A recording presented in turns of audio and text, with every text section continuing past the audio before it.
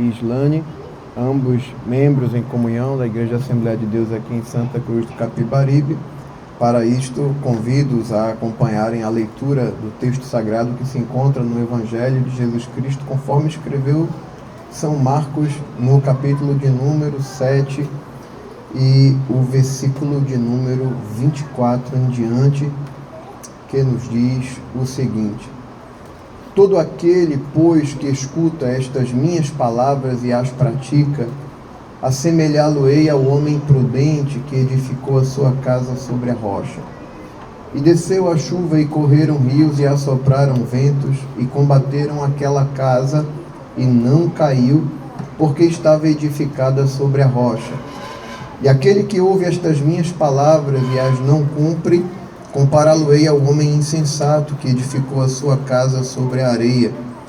E desceu a chuva, e correram rios, e assopraram ventos, e combateram aquela casa, e caiu, e foi grande a sua queda. Amém.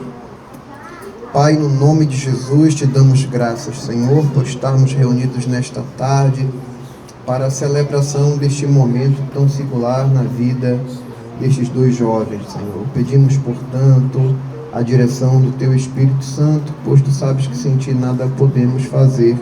Inspira-nos, ajuda-nos e dirige-nos em uma palavra que edifique nossas vidas, principalmente a vida deste casal, Senhor, que estará iniciando uma nova família. Nós pedimos essas bênçãos em nome de Jesus.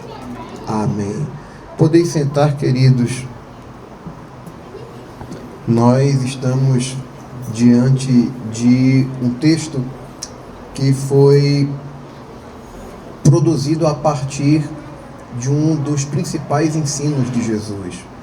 Isso não quer dizer que hajam ensinos mais importantes que outros, mas em termos de abrangência, quando Jesus fala sobre edificar uma casa, Jesus está indo em um ponto de abrangência que envolve muitas áreas da nossa vida, porque quando nós olhamos para a Escritura e observamos o significado de casa, casa fala muito mais do que uma construção para abrigar seres humanos. Sempre que a Bíblia se refere a casa, está falando de lar, está falando de família, está falando de um ambiente de segurança, não apenas para um indivíduo, mas para sua esposa e os seus filhos. E a casa ainda vai além. Casa na Bíblia também representa a vida espiritual.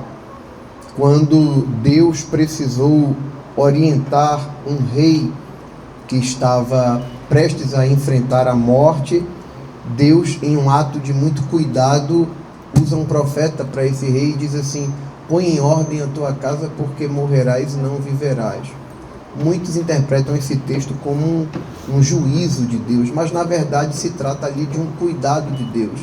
Deus estava dizendo ao rei Ezequias que o seu tempo estava terminando e o estava orientando a deixar tudo pronto para a sua descendência, para que eles não enfrentassem dificuldades, porque ter a casa em ordem diante de Deus representa nós deixarmos tudo pronto para aqueles que nos sucederão.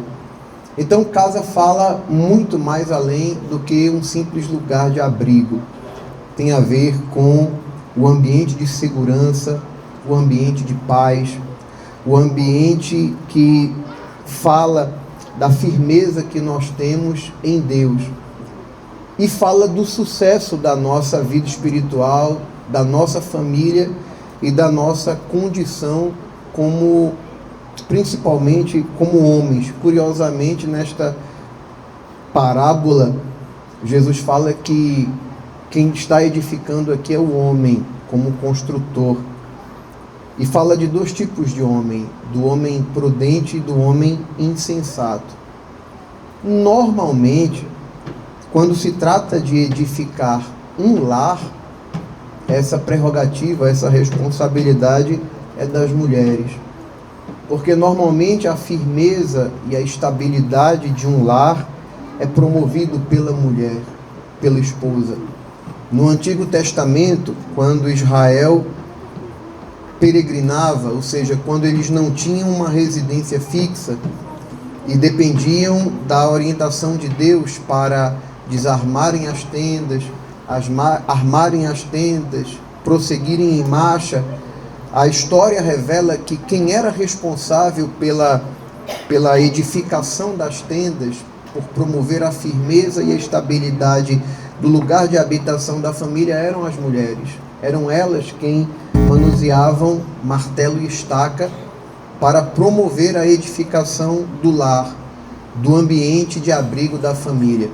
Mas nesta parábola, quando Jesus fala de edificar uma casa, aqui nesse caso ele diz respeito à construção física, ainda que de maneira figurada, ele aponta essa responsabilidade para o homem, porque aqui a construção do lar tem a ver com as escolhas. Como assim, pastor? A escolha do material também, mas principalmente da base, do fundamento onde a casa será construída. Quando nós olhamos para qualquer construção, por mais bela que ela seja, normalmente aquilo que mais promove segurança e estabilidade não está diante dos olhos. Muitos valorizam a beleza de uma fachada, de um muro, daquilo que se pode ver no ambiente de construção de uma casa. Mas o que vai garantir a segurança, o que vai garantir que aquela construção permanecerá por muitos anos, é o tipo de base, é o tipo de fundação que foi estabelecida. E, normalmente, a fundação, a base de uma construção, ela não é vista. E por não estar diante dos olhos, talvez muita gente não valorize. As pessoas estão muitas vezes mais preocupadas com o acabamento, que é aquilo que vai ser visto. Mas Jesus nos ensina que é muito importante nós termos cuidado no local onde estamos fundamentando a nossa construção. A nossa construção. E Jesus fala de dois tipos de construtores. E a primeira diferença entre eles é o local onde eles escolhem construir. Um escolhe edificar sua casa sobre a rocha. Outro prefere edificar sobre a areia. Talvez pela facilidade de trabalhar com areia, por ser mais maleável, o insensato preferiu construir num terreno fofo, que não exige muito esforço. O homem prudente, no entanto, ele escolhe a rocha para colocar a base da sua construção. É bem mais difícil trabalhar com rocha, porque envolve mais esforço, envolve mais tempo, envolve mais paciência. Jesus vai além e ele diz que esses dois homens podem ser comparados não apenas por conta da escolha do local onde estarão construindo, mas pelo tipo de conduta que eles exercem. O homem que opta pelo caminho mais difícil, que vai empreender mais esforço, é comparado a quem ouve as palavras de Deus e as pratica. E quem entende essa linguagem, Davi, sabe que o caminho que Deus estabelece para nós nem sempre é o mais fácil. Mas Deus não é um Deus de caminhos fáceis. Deus é um Deus de caminhos que podem começar difíceis, mas que quando nós nos sujeitamos a observarmos suas orientações, ainda que o caminho seja mais difícil no início, no resultado final, nós sempre constatamos que valeu a pena. A Bíblia diz que quando os filhos de Israel saíram da opressão do Egito, eles poderiam ter trilhado um caminho mais fácil. Mas Deus, quando os leva por um caminho mais difícil, é porque Deus sabia que se eles fossem pelo caminho mais fácil, o desejo de voltar atrás seria mais tentador para eles. E Deus às vezes nos leva por um caminho mais difícil, porque Ele está preocupado com o resultado que vamos alcançar. Muitas vezes quem escolhe os caminhos mais fáceis, muitas vezes quem procura os atalhos, normalmente o resultado final não é o resultado que tanto se almeja. Duas coisas que nós podemos perceber para esses homens diferentes na forma como eles atuam, é que tanto para o homem prudente como para o homem insensato, os mesmos problemas aconteceram. A Bíblia diz que o homem prudente, que é semelhante a alguém que ouve a palavra de Deus, ouve os mandamentos do Senhor e os pratica, Jesus ensina que para esse homem desceu a chuva, assopraram os ventos e correram os rios. A Bíblia diz que para o homem insensato, que edificou sua casa sobre a areia e que opta pelo caminho mais fácil, os mesmos problemas ocorreram. Desceu a chuva, assopraram os ventos e correram os rios.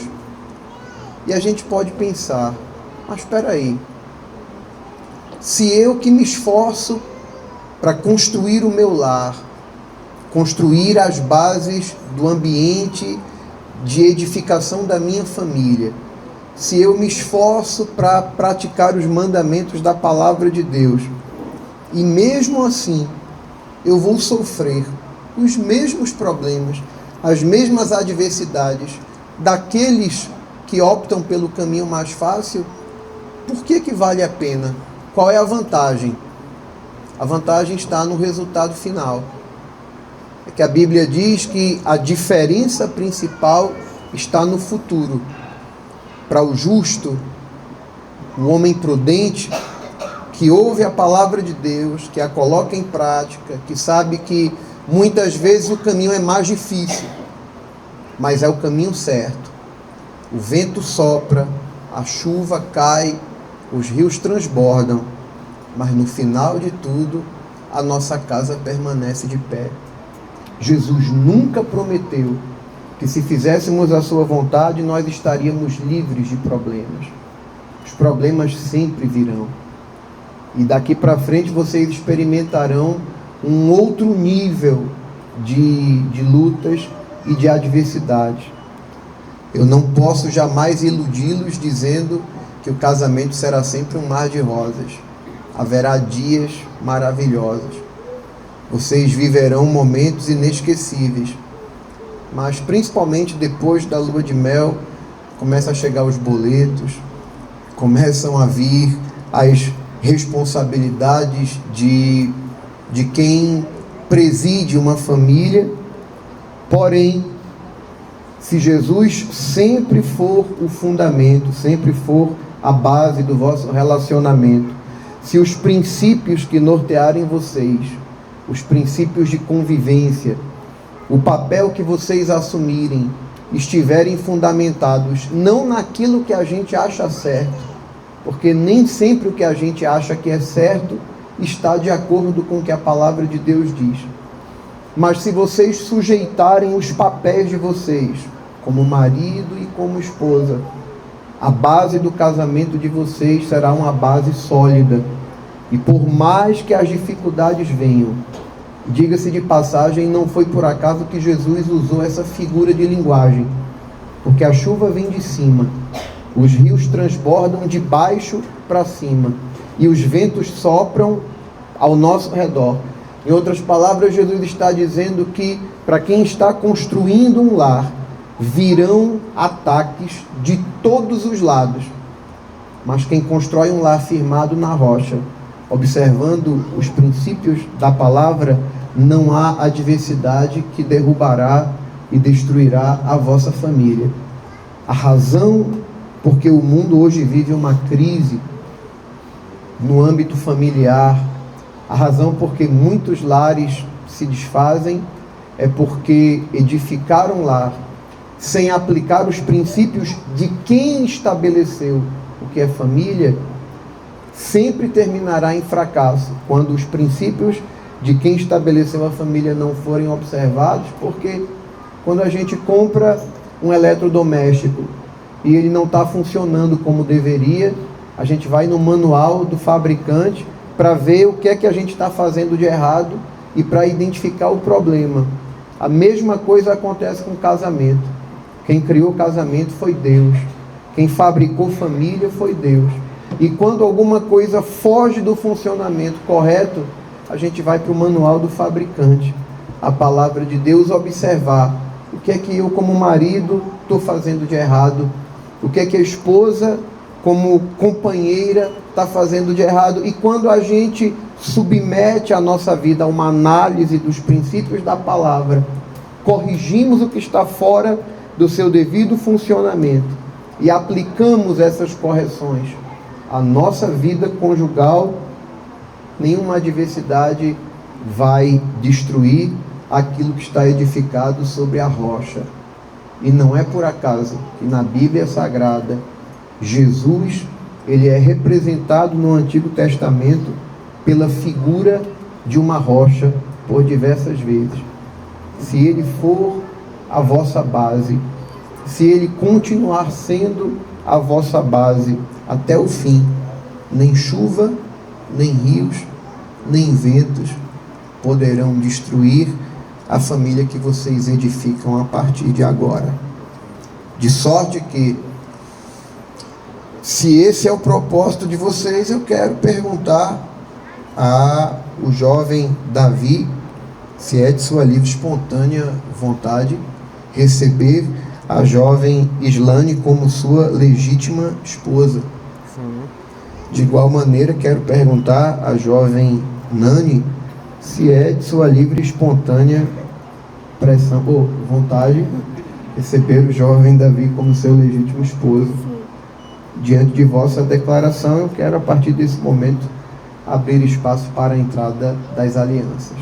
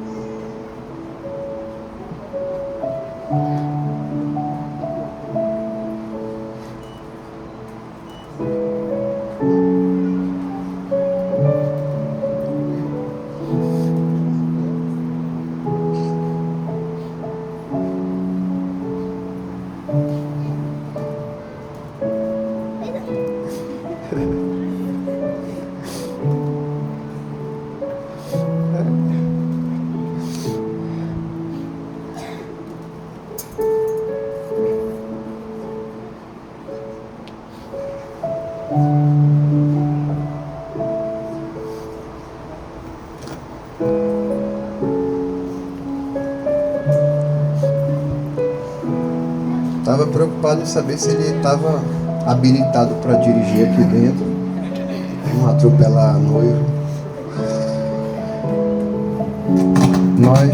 Nós temos diante de nós dois símbolos do pacto que vocês estarão firmando. Nas sociedades antigas, antes mesmo que a Bíblia, como palavra de Deus, fosse escrita, as sociedades, elas celebravam pactos observando 3 elementos: o juramento, onde cada uma das partes se comprometia uma com a outra; as testemunhas, que eram aqueles que estavam presentes e confirmavam o juramento ou o comprometimento que as partes faziam entre si; e um símbolo, um sinal exterior de que aquele pacto estava perdurando. Poderia ser uma construção, uma edificação, um selo. Quando Deus estabelece pactos, Ele atende esses 3 critérios. Existe um comprometimento por meio de juramentos ou votos. Existem as testemunhas que confirmam esse comprometimento e existem sinais exteriores. Há um sinal de um pacto que Deus fez há muitos anos atrás que permanece até hoje, como um recado para as gerações futuras de que aquilo que Ele prometeu a Noé nunca mais voltará a acontecer. Deus disse que nunca mais destruiria a terra com água. E cada vez que nós vemos esse símbolo exterior do arco-íris, esse sinal, nós nos lembramos de uma aliança que Deus estabeleceu há muitas gerações atrás. Não é diferente hoje. Vocês estarão fazendo juramentos. Os votos são o comprometimento que vocês assumem diante de Deus, que é a principal testemunha, mas também das demais testemunhas. E o símbolo desse compromisso está num sinal que vocês carregarão na mão esquerda até que a morte separe vocês, que são as alianças. Por essa razão, eu quero ceder espaço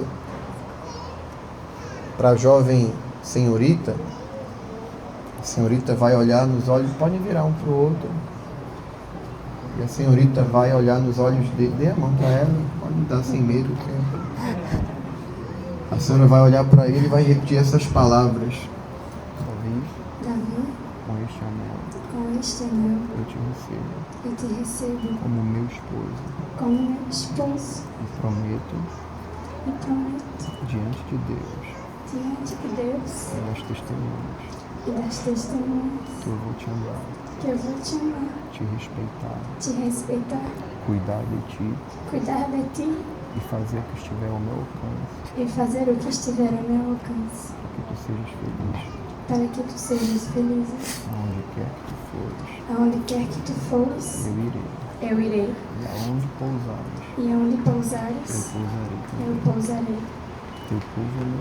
Teu povo é o meu povo, teu Deus é o meu Deus, teu Deus é o meu Deus. Eu te amo.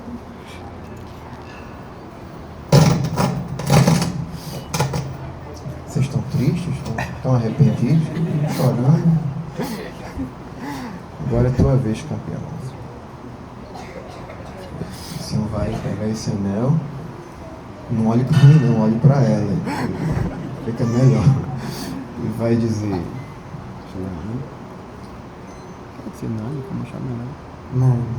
Com esse anel, eu te recebo como minha esposa, e prometo diante de Deus e das testemunhas que eu vou te amar, te respeitar, cuidar de ti e fazer o que estiver ao meu alcance, para que você seja feliz. Prometo que farei isso na alegria e na tristeza, na saúde ou na doença, na riqueza ou na pobreza, até que a morte nos separe. E eu te prometo que nenhuma outra coisa a não ser a morte vai me separar de ti.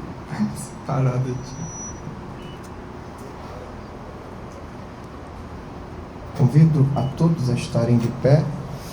Vocês vão se aproximar um pouquinho. Saúde a todos com a paz do Senhor. Conforme orienta o nosso pastor, vamos estar orando em nome de Jesus.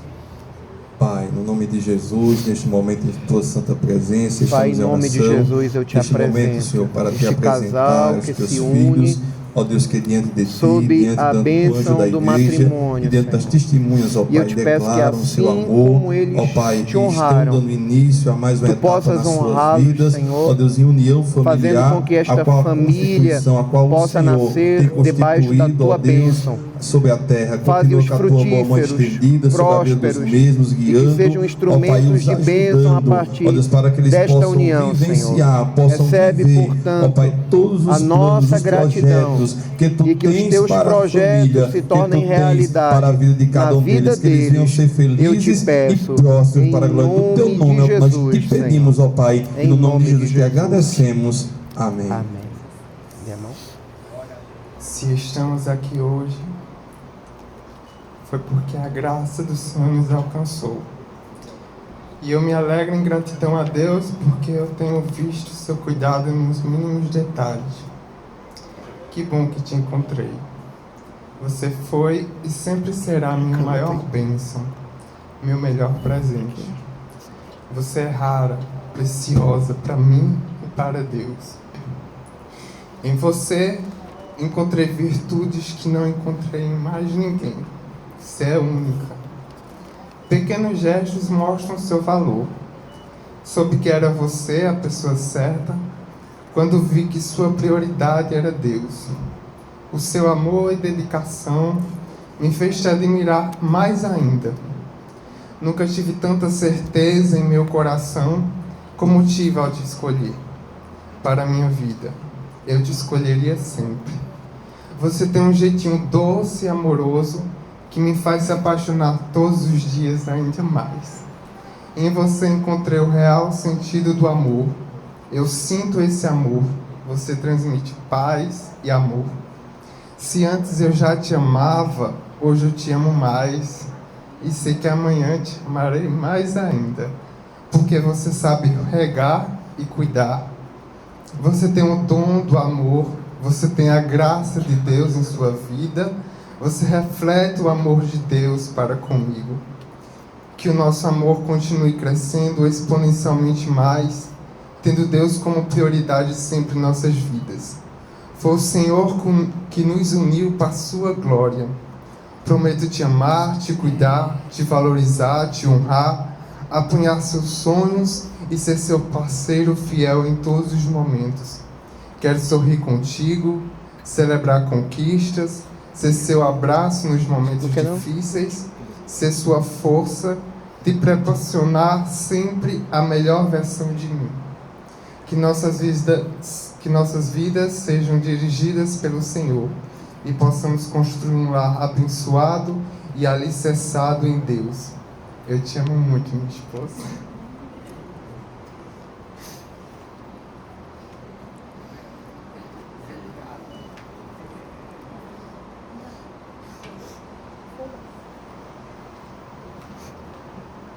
Meu amor,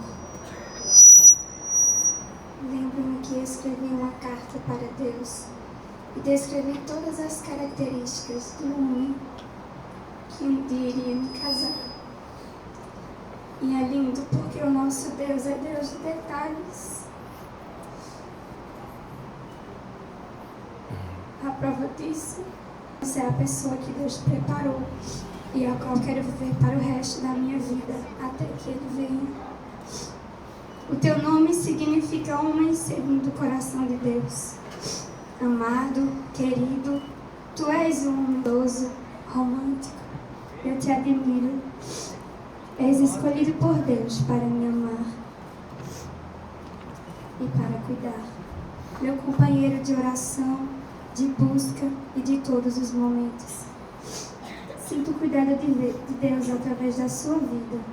Quero viver tudo aquilo que Ele tem reservado para nós, ao teu lado. Quero ser tua companheira e te acompanhar por onde Deus te enviar. Eu irei contigo. Enquanto eu sou um oceano agitado, teimosa, intensa, tu és calmaria, paciência, prudência e cuidado. Eu vi algo além quando te conheci, algo especial. Era apenas um simples propósito de oração juntos. E hoje estamos nos casando. Deus é fiel para cumprir o que prometeu. Sou totalmente feliz por ter você, alguém que ame mais a Jesus do que tudo. Onde quer que tu fores, eu irei. Onde quer que pousares, eu pousarei. O teu povo será o meu povo.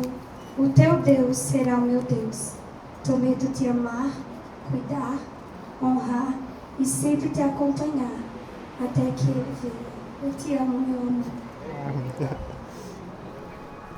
Pode ler.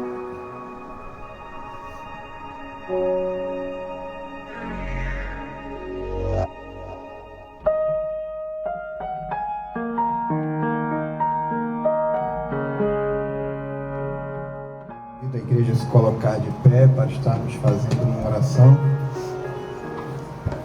pelos cônjuges frutíferos que possam ser uma bênção para esta sociedade, que seus filhos sejam instrumentos de bênçãos, Senhor, para a tua da verdade do Evangelho. Pedimos que a tua boa mão continue estendida sobre. Amém.